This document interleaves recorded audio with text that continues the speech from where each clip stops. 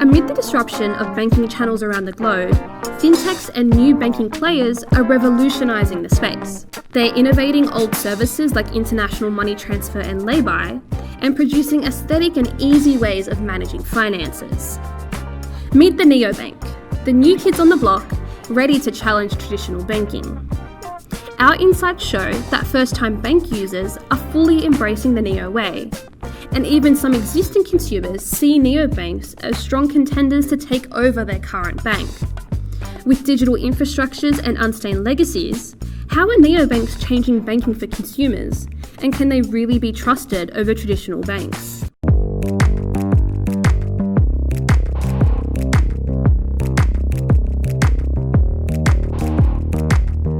Like you, we're curious too. Opinion X, captivating curiosity. Neobanks emerged onto the scene in 2017, after banking application processes were simplified to ignite sector competition and challenge the Big Four market share. With their completely digital interfaces and operations, and no real physical branch network, neobanks merged innovation, digitalisation, and human touchpoints to provide new ways to bank, from the comfort of our very own smart devices. But that's not to say that traditional banks haven't had banking apps available for years before a neobank ever appeared. It's just these digital banks hail themselves as more cost-efficient and grassroots focused, building their systems afresh with consumer personalisation and digital experience at the forefront. Their proposition? Better banking for consumers.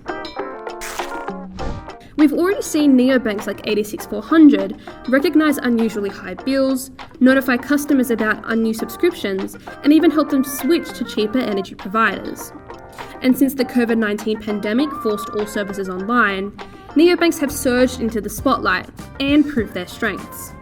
They've targeted the problems of a digitally native generation and built deeper ecosystems of trust.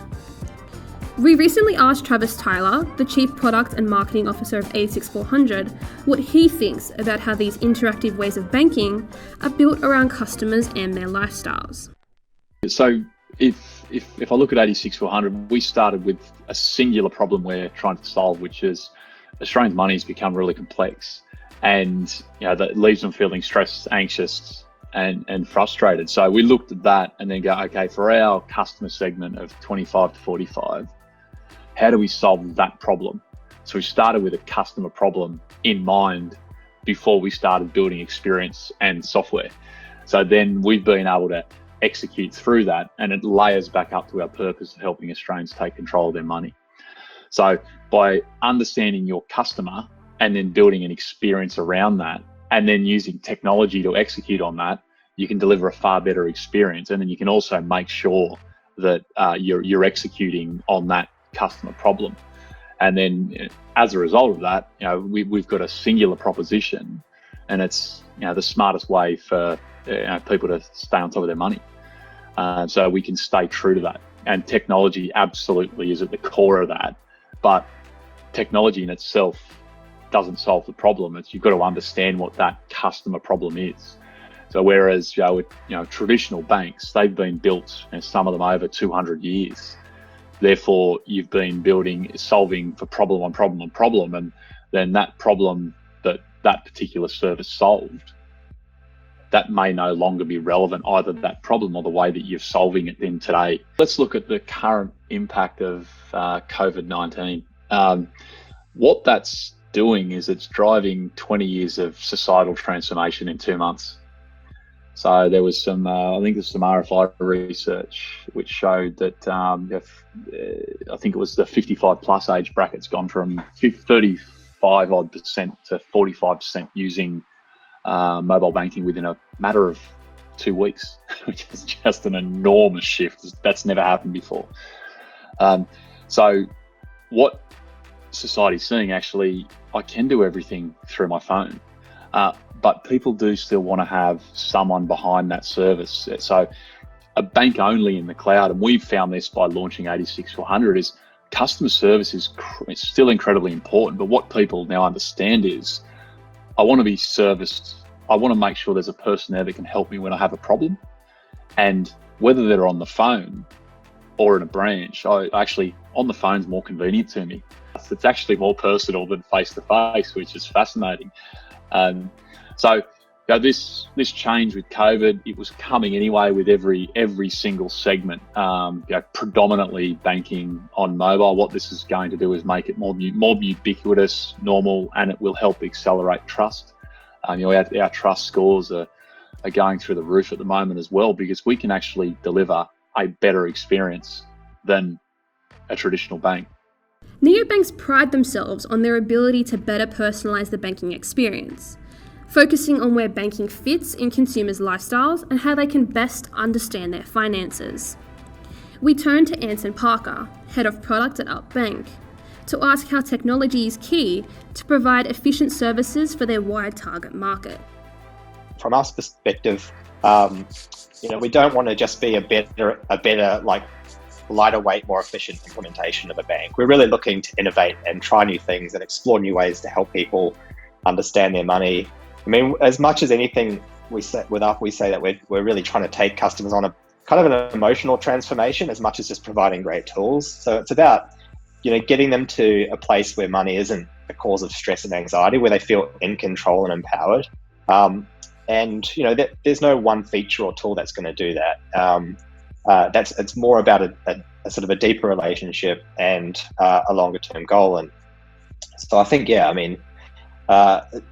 ultimately, I think when you look at where we get to, and then you look at traditional banking, that will seem revolutionary, or at least generational in the terms of change. I think it'll be very hard for customers that get used to Up to go back to a traditional bank. So I think that will kind of be borne out over time. Neobank starts with no customers, and that means no legacy products to support. No resistance to change, things like that. There are certainly advantages in the early days, and it means we can move faster. We can try stuff. We can, we can fail and change tech without a big cost. Without kind of, inconveniencing a bunch of customers. So I think that it also comes down to who are you targeting? I think probably what we will see in the future are more targeted neos. I think most of the neos in Australia today, including Up, we sort of have a broad sort of target. We're not really trying to just corner one particular part of the market. I think we can certainly say that Up is resonating most with younger people at the moment. I think for a variety of reasons, but that's not to say we're only targeting young people. It's no secret that the Big Four have held the largest market share in the Australian banking industry since the 1990s, and continue still to this day. They remain committed to the repair and maintenance of relationships with consumers post the Royal Commission, constantly improving their personalised apps to reflect changing social trends and what people want most from their banks. Local service in Australia is now more readily available, and the banks have been at the forefront of the pandemic response, supporting customers with relief packages throughout 2020. So how have neobanks started to establish themselves in the market and compete for consumer trust? Travis shares with us how the same Australian banking licences and regulatory requirements are applied, as 86400 recently celebrated their first anniversary as an authorised institution. For someone that's just been through the licensing process, that is one of the most rigorous processes you can go through in any industry, and as it should be, because it's people's money. We are held to exactly the same standard as the Big Four banks. And if anything, we've been held to a higher standard because every single part of our business has been stress tested by the regulator multiple times on the way through and regularly. And at the end of the day, that is absolutely how it should be, because this is people's money and livelihoods, and that's, it's incredibly important. But from a regulatory perspective, it is not easier in any way, shape or form. If anything, it's harder because you're building from scratch. Therefore, every single part of your business, every policy document has been written in the last 2 years for us. We then have the theory that's written in a policy, and then we've actually had it in practice tested by the regulators as well. So there's a really high bar, as it should be, and it will continue to be for any new entrants and incumbents. On the other hand, Archa Bank is a partner of Bendigo Bank, meaning they still maintain the same level of regulation and continue to safeguard consumer interests. Anson explains how this alternate banking model is equally beneficial for consumers.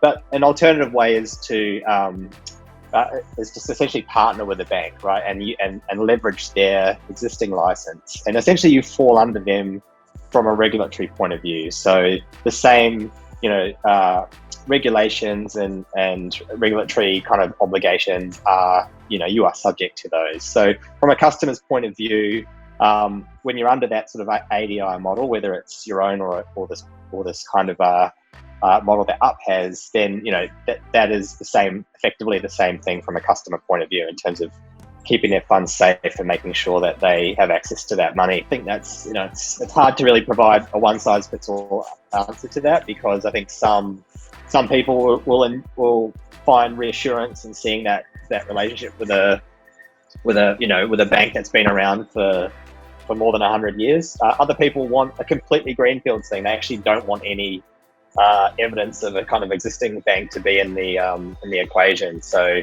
I think as long as the organisation is covered by the ADI, then from a kind of practical sense, then customers are protected either way. Since neobanks have been establishing themselves in the Australian banking space, many have been wondering how they and other fintech players are disrupting traditional banking channels. A fintech looking to bring a neo twist to business lending is Archa Money, and CEO Oliver Kidd shares with us why. It's a natural consequence that the customer would be a long way removed from where the problem's being solved, and so then I think it's harder. And obviously, local neobanks are, talk a lot about how the customer is at the forefront, almost at the coalface of when they're building the product. Is this is what the customer wants, so that's what we'll build. And so I think by starting a neobank and whether you're licensed in your own right or working with a partner, there's different variations on a theme, but you kind of, in most cases, you'll be able to focus closer in on what the customer wants and then cut straight to it. You're not faced with legacy problems.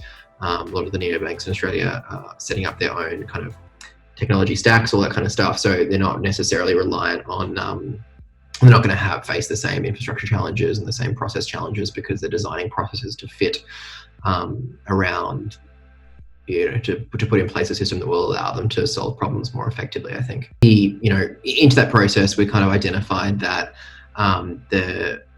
actually through our own experiences more than anything else, that the business banking market was a terrible experience for people in it. So I think towards the end of last year, early this year, we announced that we were going to focus on a corporate card, a corporate credit card. And that's because I think we can deliver a lot of the functionality and solve a lot of the problems that are facing customers of business banks today. I think we can solve most of those problems through a corporate credit card. Not all of them, but I think it's a good place to start.